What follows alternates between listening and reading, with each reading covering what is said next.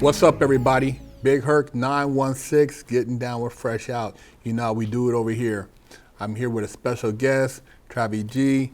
Bro, we've been trying to make this happen for a minute.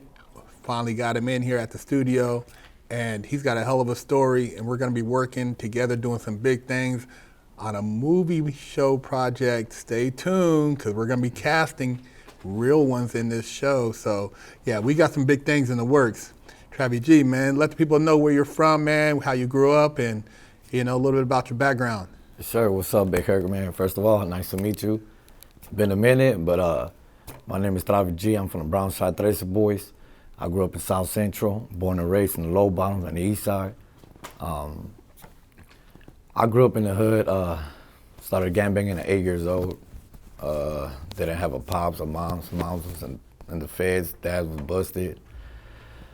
So it was kind of hard for me, you know. Yeah. It was kind of hard for me growing up, but I was raised by my grandparents. And for those out there who, have seen like different shows and different things as far as like movies, what is like the reality, man? Because like a lot of people don't understand, like for you, it was almost like that was just like the lifestyle then. I mean, you know what I mean? You were kind of like almost like by default born into that. I mean, so like your big homies, your family members, how was all that impacting you at such a young age? It was just growing up.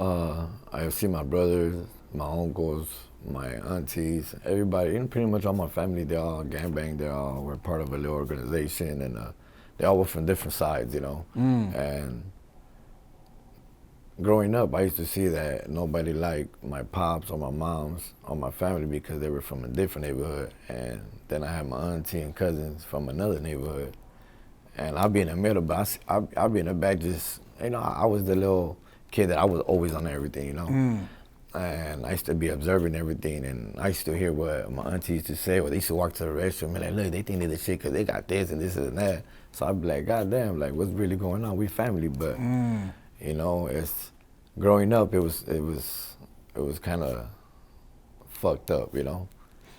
And is that separation like because somebody like maybe grew up in this part of the neighborhood or this street, and then somebody was over on this side? Because I've had homies where one dude's a Crip, one dude's a Blood, like his brother's a Blood, because he grew up over with his father, and then one grew up with the moms, So it's like crazy, like y'all brothers, but different sides of town. Yeah, and that's how we were. That's what we were. We had one thing about us. We have a big ass family, you know, and everybody grew up in different side of town: Compton, Watts, Linwood, East LA, Boyle Heights, and So everybody used to be like, oh, or like, are you over here? Y'all get over here. Over here, we over here high class, this and that. You feel me? We don't give a fuck. Like, we from South Central. Like, we were ghetto ass fuck. So we're like, man, get the fuck up out of here. Go to Ratchet Cucamonga. That type of fighting shit. You feel me? Yeah. So, but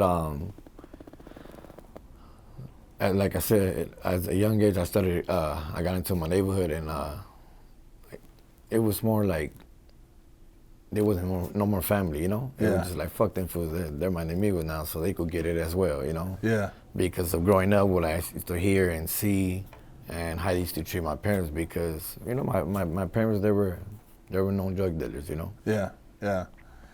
And so like, as you got involved with like the neighborhood or your affiliation, did that entail like now an opportunity to make money? Because I know a lot of dudes, it's having a connect. But I remember a homie told me one time, he's like, Big Herc, he's like, if you want to make money, you want to sell to everybody. You don't want to be limited, because then it's like, he said, that's why I don't gangbang. He said, but I just get money.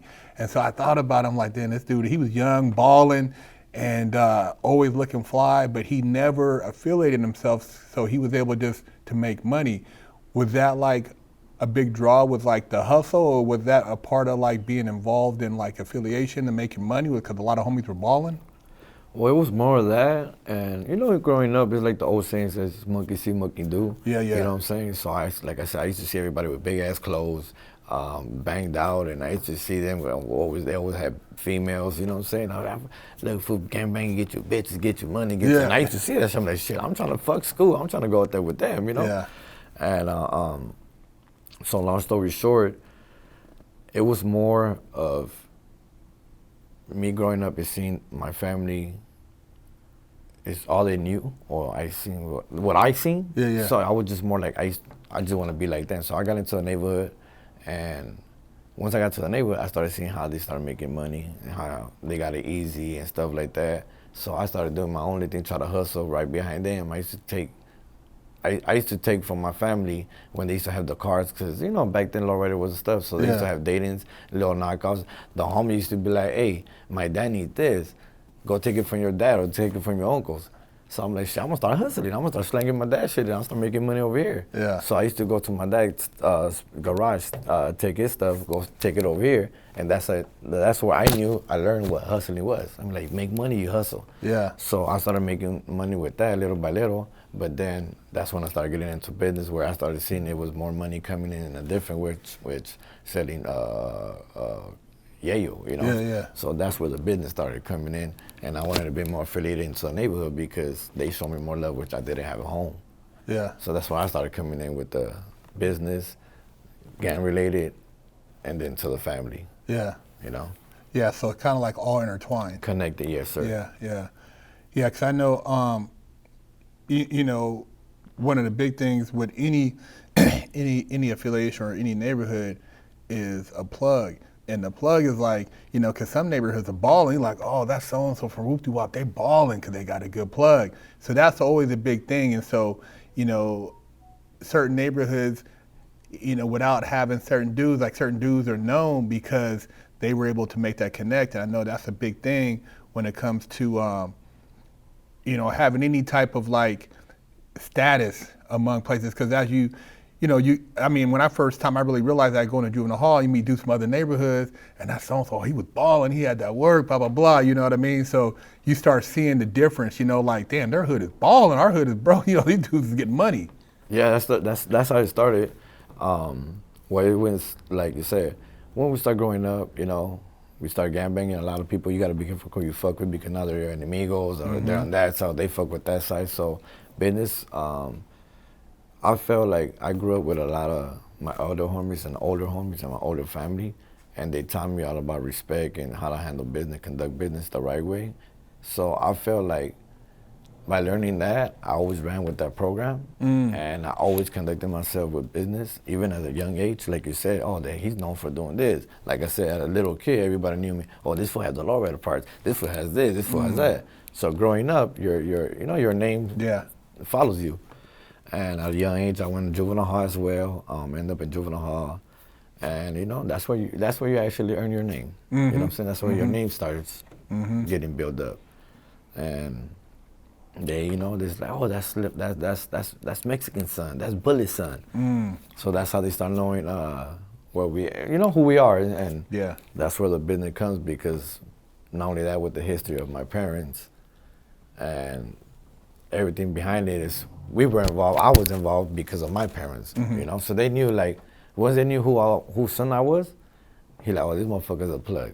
He has everything. Yeah, he can get it. You know what I'm saying? So it always followed me. So that's what I would say. Hustle's always been in my vocabulary, I want to say. Yeah. It's always been in my thing, you know, because growing up, like I said, growing up with my parents, they always taught me. But even, like you said, I used to see my dad literally in the kitchen, bro, have his worst enemies right in front of him, and then not only that, we have blood and Crips, and then there's my dad in the middle, and he's like, "Boy, this is just business. We're here, we all family, we all here to eat." Boom, that's it. And that's why I used to trip on. That's where I learned how to conduct business, even though you consider them your ops, I want to say, but business is business. Well, see, that's the thing. Like a lot of people who, from the outside looking in, who's never really been in, because like in Juvenile Hall or in the pen, you got like, oh, you know, there's certain things that are like racially separated. Yes. But like on the street, the brother in the hood or whoever, he's got a Mexican connect, because it's a connect. It's how it is. It's got the connect. I know. When I was in the North, I had one of my best friends. He's Mexican. He was you know, that was you got to have a connect, and so there's that connection. It's just behind the wall. It's a different. But even when I was behind the wall, I knew a lot of dudes even from Southern California. And they're like, Big Herc, you cool, but I can't, because of politics, I can't fuck with you, man, but you know, I know you a straight dude. Yeah. And those type of, and that's the thing is like, life is about personal relationships outside of, even if it's a white guy, he might act like in front of his friends like he don't know you, but behind closed doors, he know he's getting a lot of money with you because you know how to earn. Yeah. And so that's the thing. It's Italians, it's Asians, I know some, you know what I mean? But it's like, I'll deal with you. You deal with your other people. I don't want to deal with them, but I'll deal with you. And that's the thing, like people, like once you get more into the psychology, that's like, this dude got a good head on his shoulders, I can trust him. And that's a big thing, is trust. Yeah, trust, and then like I said, that's strictly business. Yeah. Like you said, Yeah. You might know me, and we could be in front of people, and I could act like nothing. But when we're behind doors, we know what we got going on. Exactly. You know, strictly Exactly. business, you know? Yeah. And a lot of times you keep it like that too, because you don't even want the homies to know, because these dudes might be plotting on you. Oh, you know Exactly. him? Oh, we could rob him. Then. He's doing good. Look Yeah. at him, start hating and Yeah. animosity, and that's where always shit Yeah. always end up going back. You know. Yeah, that's the biggest thing I see. Like, and that's the hard part, navigating through any underworld. You know, whatever your affiliation is, like, dudes seeing you shining, and if you got a good head on your shoulders, people get jealous of that. Yeah, animosity. Yeah. So what was kind of one of the things that you saw as far as like navigating through the game, and then, you know, as you got caught up in the system, that kind of like put things in perspective, where you started seeing like, damn, this shit is, it's hella scandalous, and dudes, it's like, it's a lot of cutthroat and backstabbing and stuff. I started seeing that growing up. Like I said, growing up in the hood, you know, I was more hustling out there, slanging dope, getting mines, and I started seeing that I was always the one that, like I said, close my won't get fed, right? So I was always with the mouthpiece, talking, chopping it up, getting to me. People always try to build a relationship to do business with whatever we had going on. I started seeing that when, you know, when my own homies started hating on me, because I was always the one with the bitches.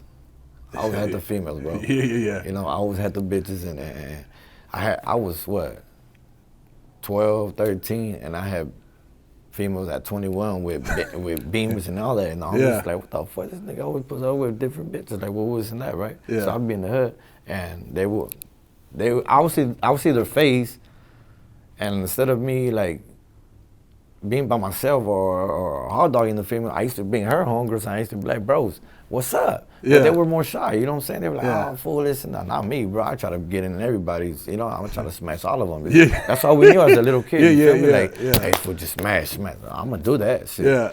So I started seeing that with the female first. Not even when I was out there slanging, moving my little thing.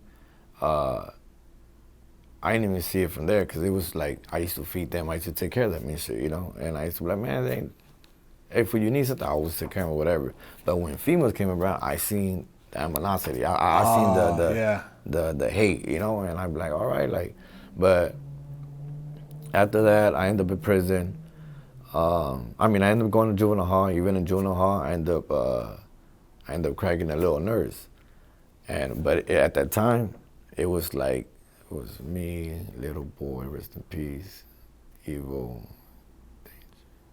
It was 6 of us. We got busted for still getting into elementary school in 20th, right down South Central. We came up on the computer they used to have back in the days. We jumped in there and we got caught. So they took all eight of us to juvenile hall. So we were deep. So we were all in a unit, bro. We were running KL for a good minute. Yeah. I'll tell you that. We were just in East Lake Juvenile Hall. We had the whole unit. Anyways, long story short, I cracked a little nurse, and I started having her let me borrow her cell phone. So when I started letting the homie, hey, fool, you want to make a phone call to your mom or whatever? This motherfucker ended up telling the staff, like, hey, bro, like, he over there have the cell phone. Can I use the cell phone? And I'm like, how the fuck would you do that, bro? You just burned her, you burned me. So from right there, I started seeing things different. You know, I started seeing, like, oh, these fools ain't my homies. Like, they just hating on me. And until this day, I always ask myself, I tripped out because I'm glad I caught that early than way too late, you know, because I seen a lot happen growing up to where I'm at to my age right now, where hate is a motherfucker, bro, you know. And me growing up and seeing the hate at that age, that's what made me start doing business different, and I got myself into this program that helped me. It's called A Place Called Home, APCH, and it's a nonprofit organization in the hood where got me involved into acting, to music, and lowrider stuff like that. So that's where I went to school for business because they were showing us how to business. We had a mentoring program, YMC, Youth Mentoring Connection, that they were teaching us how to go about everything about school, about how to conduct business, how to make yourself have your own business at 18 years old, right? But we were kids, so when all that was going on, that nonprofit organization was in the hood. So we had different people. We had different people in that whole little organization. You know, it was a nonprofit organization, but it was a building that everybody worked right there. We had different people from. We're talking about from German, like from worldwide. You know, but it was a thing that people came as mentors to help out the kids from the hood, to take them out the streets and take us surfing, skydiving, and stuff like that. Introduce you to other stuff. And introduce you to other stuff. So what I was doing when I was in the hood and I seen all that, I try to get all the little homies from the hood into that program to get us into business, because that's what I knew. I'm like, fuck it. I want to do music. I want to do acting. How about you be my cameraman? How about you be that? Because I see the image already from, like I said, I sat back and I observed a lot. And I'm like, you know what, one day I want to be that person. I want to be the one that I'm going to be in the back, and I'm just going to be observing and telling people what to do. And my image is going to get planted. Or I'm going to build I'm gonna build an image that I want so people could see it, you know. And so when I'm sitting in the back and I'm looking, I'm telling them, hey fool, let's come do this, let's do that. It's free, we get free. You know, we're kids, we have nothing to eat, bro. We were hustling. So that little program right there, they used to feed us, take care of us. They had video games, they had different programs. So that program opened at 7:30 a.m. It will close down at 7:30 p.m. So it was open all day, bro. So we all went. We all used to go there. So growing up in the nonprofit organization, to growing up with my parents, to growing up with my family, it was always business around. So with my uncle having his lowrider hydraulic shop, my dad, then my cousin, they used to do systems and build, connect stereo and all that, the system, the beat and all that. So I always used to hear the business they used to make, how money would come in. And so I used to sit back and I used to be like, all right, I want to be just like him. This motherfucker just sitting in the back and he just collects and he don't do a goddamn thing. Like, so I want to be like him, you know? Yeah. So going back to the program and all that, I always, like I said, I always sat back, I always observed, and that's what made me tell myself that one day I'm going to be a boss. So that's where my business thing came in. And as a kid, going to that program, it taught me, like I said, it started with music, with business, with acting.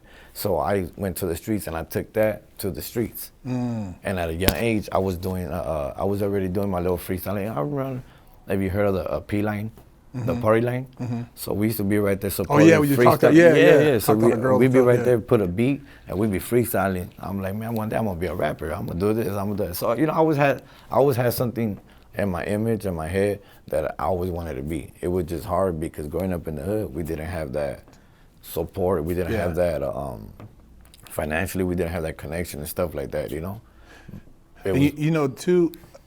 It's cool, like you said, when you mentioned that program, because it shows you another world or another opportunity, and it showed that things could happen. Because I used to always be like, people say, oh, you're always dreaming, you know. I'm like, oh, I want to have a big house like that. I want to live like Lifestyle of the Rich and Famous, you know. I want to drive a Lotus like James Bond.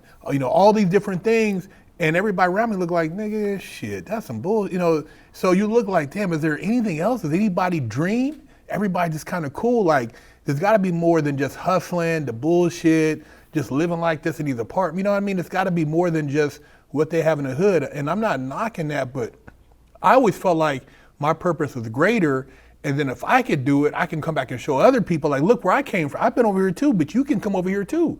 Yeah. You know what I mean? You don't have to, it's not saying that there's anything wrong if you like that, but there's also so much more you can expand your mind to, you know, because it tripped me out when I got to the feds, and man, I'd be talking to guys from all nationalities, because I used to kick with a lot of dudes, so even some of my my Mexican partner, I was talking with them, and they tell me about stuff they had in San Diego, big ass house. I'm like, and this dude you wouldn't even know, Yeah, like you'd be low key, like you'd be look like surprised. somebody's uncle. You know what I mean? He tell me, oh man, they're like, dude, he's like, oh man, like, Herc, man, if you ever need something, here's my number, blah blah blah. I remember helping a dude out.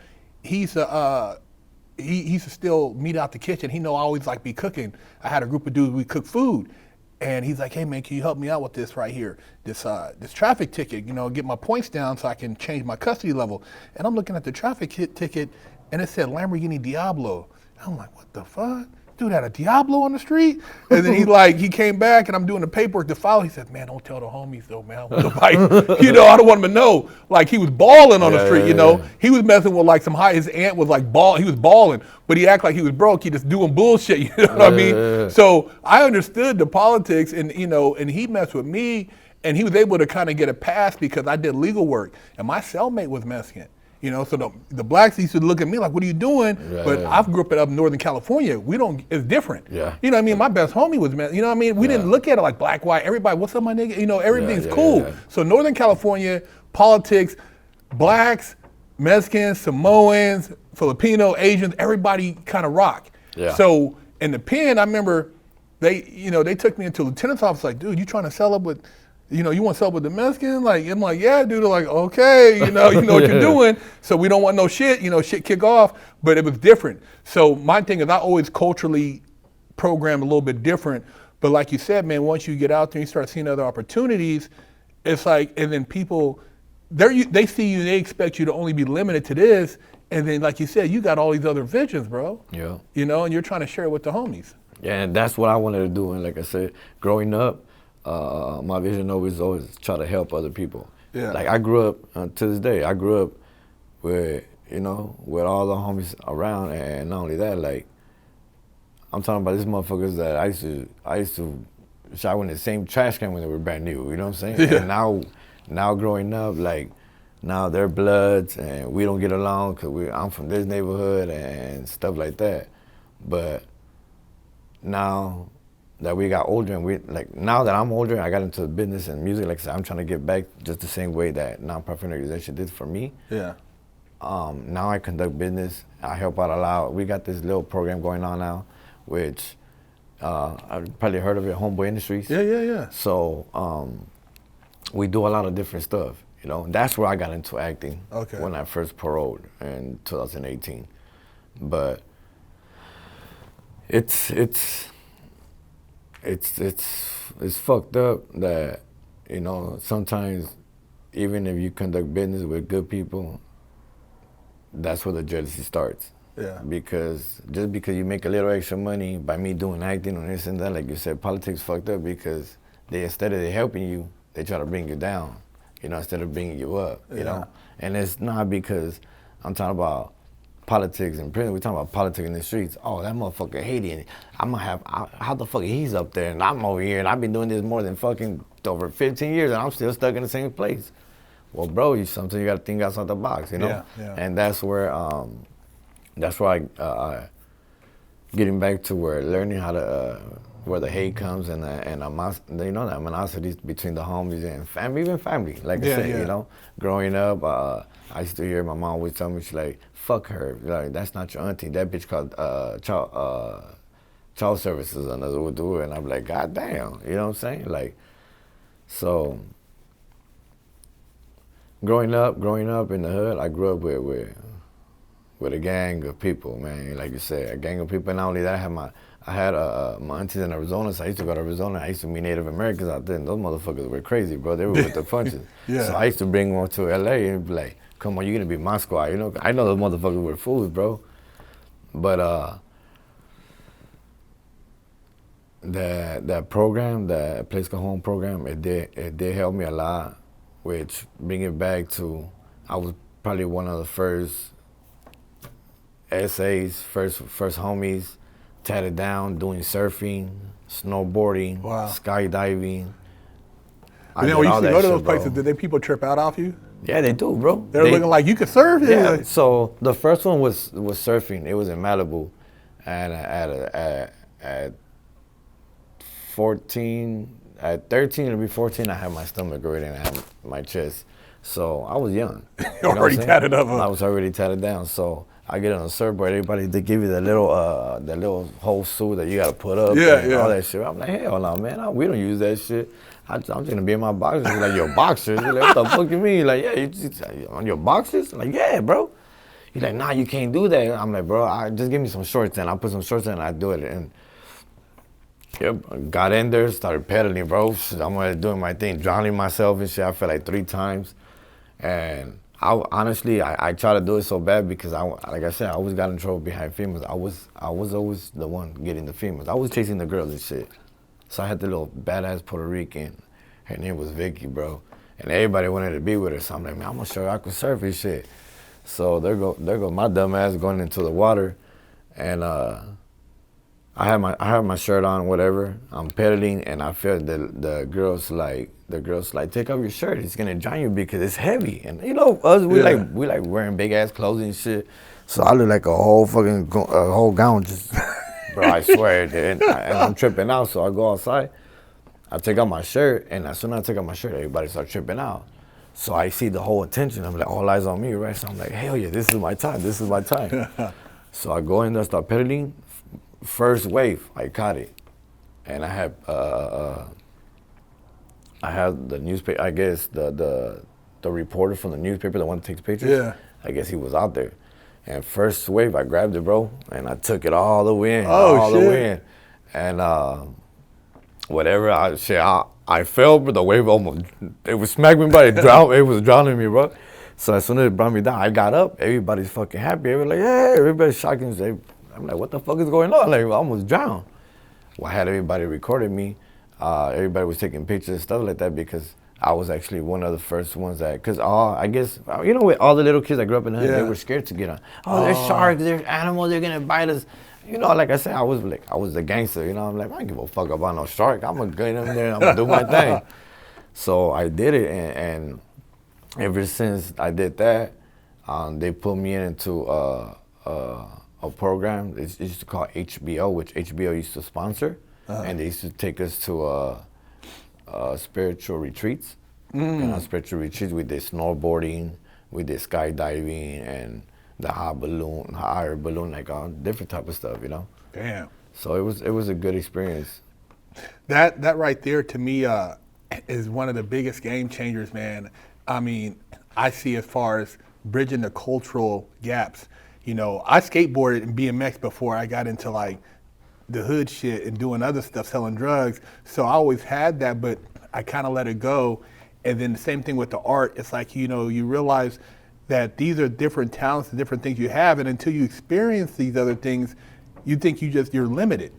And so being able to, like you said, go out there and serve or hot air balloon or do these things, when you go and break that down to people and they're like, it seems like to me like a whole world away for them. Yeah, they look at you like, what the fuck, you? Like, hell nah. Yeah. Like, you know? Like right now, honestly, bro, this is my first time having long hair. I always been bald. I got my whole head done, everything. Everybody just trips out, but I always told myself, because I have kids now, you know? Yeah. And, you know, we grew up with EZ, rest in peace. He's like an uncle to us, you know? So this Halloween past, this last year, I dressed myself as EZ. Oh, shit, okay. You know, so everybody was tripping the fuck out. They were like, what the fuck? Like, man, you the Mexican EZ and shit. Everybody was tripping out, man. So it's crazy because, how can I say it? It's sometimes like, you know, it's never too late for nothing. That's right. That's what I'm trying to say. As long as you're still healthy, you can do it. Exactly. Yeah. You know, and a lot of people always try to give up and fuck that. It's like it's never too late. You know, and like even to a lot of little homies, I'm telling, hey, bro. You know, I show them pictures. Like I said, I got the newspaper, the article, everything of me surfing. And I always tell little homie, like, look, fool, I was one in the newspaper, the right way, motherfucker, not the wrong way. Yeah, you know? Catching the case. I'm like, yeah, I'm like, look at my shit. I'm like, so I always try to bring out the little homies out the neighborhood. Even though, I mean, we got them hard-headed motherfuckers, you know what I'm saying? I mean, my clique is troublemakers, you know, I got it on top of my lip, like, that's what we believed in growing up. That's what I believed in. You know, I'm like, fuck, I'm gonna die for my hood. But you know, like I said, growing up, it was kind of harsh, and doing time, I learned a lot. Got to meet a lot of good people.